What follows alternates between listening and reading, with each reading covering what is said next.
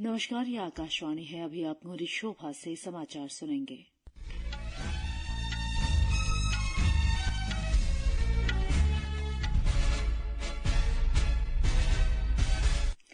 पहले मुख्य समाचार। लोकसभा चुनाव के दूसरे चरण के लिए प्रचार चरम पर। विभिन्न राजनीतिक दलों के नेता मतदाताओं को लुभाने के लिए कोई कोर कसर नहीं छोड़ रहे। प्रधानमंत्री नरेंद्र मोदी ने उच्च शिक्षा पर QS विश्व रैंकिंग में भारत के प्रदर्शन को उत्साहजनक बताया। नागरिक उड्डयन महानिदेशालय ने 12 वर्ष तक के बच्चों को अभिभावकों के साथ एक ही PNR पर निर्धारित सीट सुनिश्चित करने को कहा। यूरोपीय संघ ने वीजा को लेकर नियम जारी किए। इससे भारतीय लंबी अवधि वाले बहुप्रवेश शेंगेन वीजा के लिए आवेदन कर सकते हैं। और खेलों में तीरंदाजी विश्व कप प्रतियोगिता आज से चीन के सांघाई में शुरू हो रही है। IPL क्रिकेट में चेन्नई सुपर किंग्स का मुकाबला आज शाम लखनऊ सुपर जायंट्स से। अब समाचार विस्तार से। लोकसभा चुनाव के दूसरे चरण के लिए प्रचार कल शाम समाप्त हो जाएगा। राजनीतिक दलों के शीर्ष नेता रैलियां और रोड शो कर रहे हैं। 13 राज्यों की 89 लोकसभा सीटों पर शुक्रवार को मतदान होगा। इसमें केरल में 20, कर्नाटक में 14, राजस्थान में 13, उत्तर प्रदेश और महाराष्ट्र में 8-8, मध्य प्रदेश में 7, असम और बिहार में 5-5, पश्चिम बंगाल और छत्तीसगढ़ में 3-3 और त्रिपुरा तथा जम्मू कश्मीर में 1-1 सीट शामिल है। प्रधानमंत्री और भाजपा के वरिष्ठ नेता नरेंद्र मोदी ने कहा कि पिछले 10 वर्षों में सभी ने एक स्थिर और मजबूत सरकार के प्रदर्शन और उपलब्धियों को देखा है।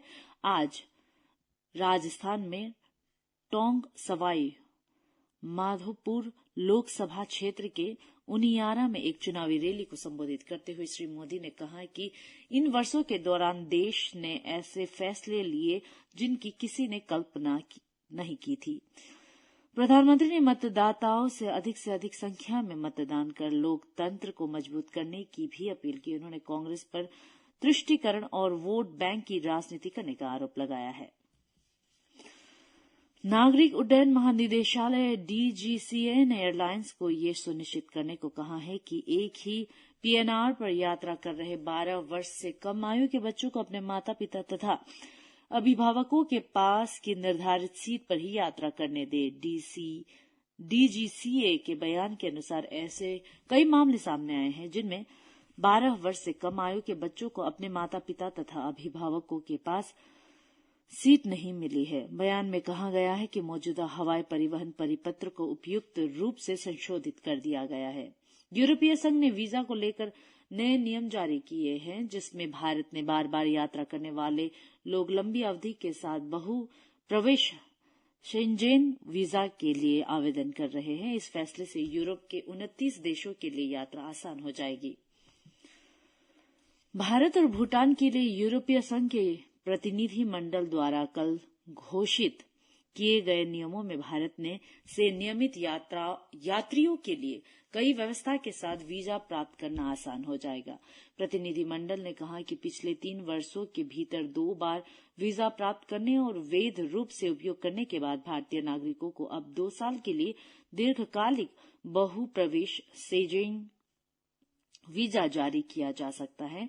यदि यात्री के पासपोर्ट की पर्याप्त वैधता शेष है तो 2 साल के वीजा के बाद 5 साल का वीजा दिया जाएगा। इससे नागरिकों को वीजा संबंधित प्रक्रिया से इतर बार यात्रा करने का अवसर मिलेगा। भारत में यूरोपीय संघ के राजदूत हार्वे डेफलिन ने नए नियमों की सराहना करते हुए कहा कि यूरोपीय संघ ने भारत के साथ लोगों के बीच संपर्क बढ़ाने की दिशा में एक और कदम उठाया है।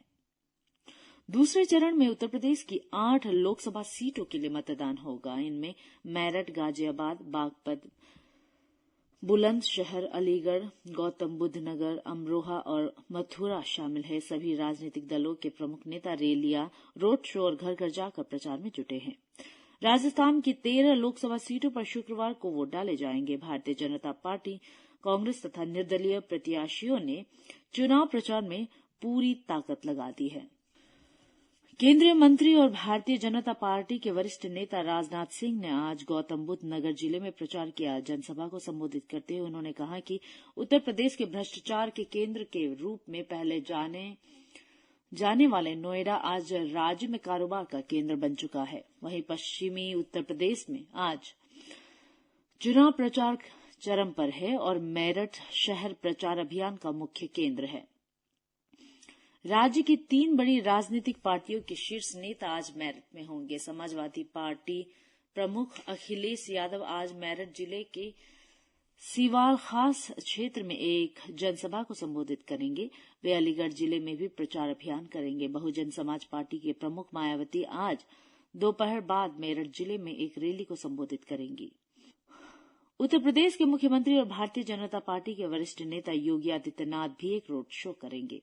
केरल में सभी प्रमुख राजनीतिक दलों के नेता प्रचार कार्य में लगे हैं। गृह मंत्री और भारतीय जनता पार्टी के वरिष्ठ नेता अमित शाह आज केरल के कोच्चि पहुंचेंगे। वे कल एनडीए उम्मीदवारों के समर्थन में आलपुरा और इडुक्की निर्वाचन क्षेत्र में जनसभा में शामिल होंगे। कांग्रेस अध्यक्ष मल्लिकार्जुन खड़गे आज चेंगनूर और वायनाड में यूनाइटेड डेमोक्रेटिक फ्रंट के लिए प्रचार करेंगे। केंद्रीय मंत्री और वरिष्ठ भाजपा नेता अमित शाह आज शाम बेंगलुरु में एक रोड शो में हिस्सा लेंगे।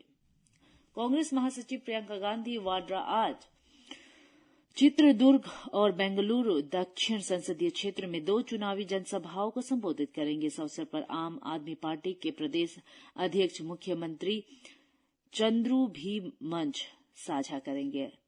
हनुमान जयंती के शुभ अवसर पर आज मंगलवार यानी कि 23 अप्रैल को हजारों श्रद्धालु पूजा करने के लिए अयोध्या के हनुमान गढ़ी मंदिर पहुंचे। पूजा अर्चना के लिए लोगों ने कतार में खड़े होकर अपनी बारी का इंतजार किया। इस अवसर पर कई भक्त दिल्ली के कनॉट प्लेस में हनुमान मंदिर में प्रार्थना करने और भगवान हनुमान का आशीर्वाद लेने के लिए एकत्र हुए। हनुमान जयंती प्रभु श्री राम के अनन्य भक्त भगवान हनुमान के जन्म पर मनाया जाता है। यह दिन हिंदू चंद्र माह चैत्र की पूर्णिमा के दिन पड़ता है, जो आमतौर अप्रैल में होता है। हनुमान जी को अटूट भक्ति, साहस और शक्ति के लिए जाना जाता है।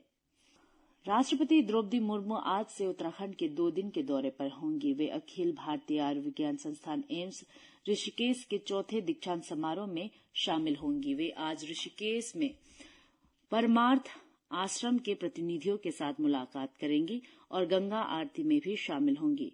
केंद्र सरकार ने आधार बैंकिंग में महीने में कम से कम एक बार पैसों का लेन देन अनिवार्य करने का दावों को खारिज किया है। दावों को फर्जी बताते हुए पत्र सूचना कार्यालय पीआईबी की फैक्ट चेक इकाई ने इस बात से इनकार किया है कि भारतीय रिजर्व बैंक के नए अपडेट ने लोगों के लिए हर महीने आधार के माध्यम से पैसे का लेन देन करना अनिवार्य कर दिया है।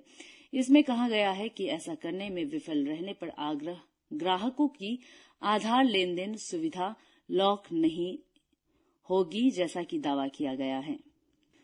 केंद्रीय गृह मंत्री और भाजपा के वरिष्ठ नेता अमित शाह ने कांग्रेस नेता पी चिदम्बरम के उस बयान की निंदा की है जिसमें उन्होंने कहा कि INDI गठबंधन अगर सत्ता में आता है तो वे नागरिकता संशोधन अधिनियम CAA को रद्द कर देगा। श्री शाह ने नई दिल्ली में एक समाचार एजेंसी से बातचीत में यह बात कही।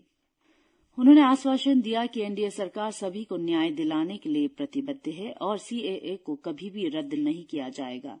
श्री शाह ने यह भी कहा कि 3 आपराधिक कानून जिनका उद्देश्य समय पर न्याय प्रदान करना है, निर्धारित तिथि पर लागू किए जाएंगे। केंद्र शासित प्रदेश जम्मू कश्मीर में सरकार ने सभी अधिकारियों और कर्मचारियों के लिए डिजिटल हस्ताक्षर प्रमाण पत्र का उपयोग करना अनिवार्य कर दिया है। केंद्र सरकार के कार्मिक, लोक शिकायत और पेंशन मंत्रालय के प्रशासनिक सुधार और लोक शिकायत विभाग ने ई ऑफिस के कार्यान्वयन की स्थिति की समीक्षा करते हुए डीलिंग ऑफिसर और उससे ऊपर या समकक्ष रैंक के सभी अधिकारियों के लिए इसे अनिवार्य कर दिया है। इसी के साथ समाचार बुलेटिन समाप्त हुआ। नमस्कार।